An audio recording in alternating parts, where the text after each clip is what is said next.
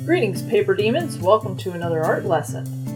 Today I'm going to talk to you about the one mistake I see Huevember artists make when doing artwork for the Huevember challenge. Now, if you're not familiar with Huevember, it's very similar to Inktober, where you're creating a new work of art every day for the month of November. But instead of using a list of prompts, you are using a list of colors.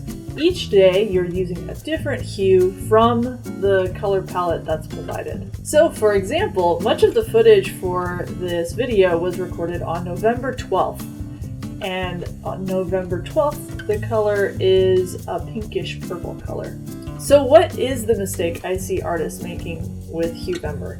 Well, I see them using the color from the color wheel verbatim without actually thinking about what the saturation or the value of the color should be. So why is this a problem? Well, you're really limiting yourself and not getting the full extent of the challenge in terms of what you're learning from it. In order to really fully get a solid foundation of color theory, you'll need to push yourself into really knowing and understanding when to use saturation artfully. So today I'm going to give you a demonstration of how you can create a desaturated palette for your artwork. And this is a technique you can use for Huevember or whenever you want. But this is, again, kind of like I talked about in my previous videos about analogous color palette and complementary color palette. This is another color palette technique that you can have in your toolbox to use with your artwork. So I have a Pinterest board full of some artwork. I just spent a few minutes just grabbing a few pieces of work that have a desaturated palette just to kind of give you an example of what this looks like. You'll notice that there's a lot of grays or muddy looking colors in these pieces. Nothing is really vibrant or bright except with a few exceptions. There are some examples here like the one of the bunny rabbit that has the red scarf. That scarf is full saturation, whereas the rest of the colors in the art piece are very desaturated. So this is another technique that you can use to draw the eye or create a focal point, is using high saturation in an area where you really want to draw the eye, and then using a desaturated color palette for the rest of the art piece.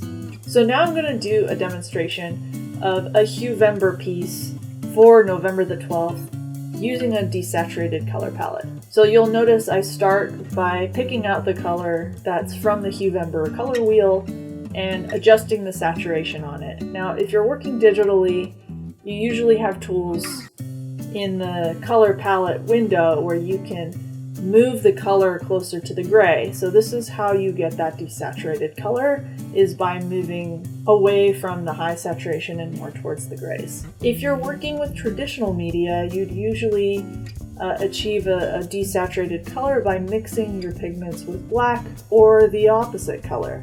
So for example, if you're working with yellow and you want to desaturate it, you might put a little bit of purple.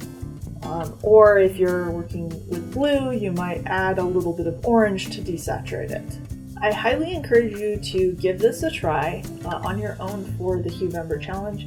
If you haven't participated in Huevember before, it's not too late. You can get started today and start creating works of art using the colors from the color wheel. It's great practice, and while it may seem daunting to do 30, you don't have to do all of them. You can just pick a few colors to work with to get some practice in. You can always change the rules to make them more realistic for you. Let me be clear, I'm not saying don't use full saturation in your artwork. That's not at all what I'm trying to say.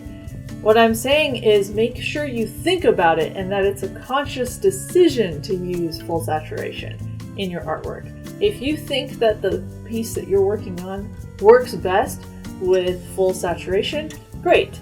But if you're just using full saturation because you just picked the color from the Huevember palette and didn't really think about it, then you're not really getting the full value out of the exercise.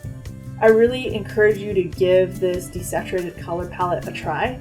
Knowing when to desaturate your colors is an important skill to have to become a well-rounded artist. Did you give this a try? Let me know. Send me a link to your artwork. I'd love to check it out. And who knows, maybe I'll feature it on the Paper Demon social media. Do you have more tips about color? Let me know in the comments below. Did you find this video helpful? Please give it a like. That really helps me to know that this was quality content. Would you like to join me live during one of these live streams? Join my mailing list so you can hear about my live streaming schedule. A link is in the description below. Thanks so much for watching and being a part of the Paper Demon community. Don't forget to click like and subscribe.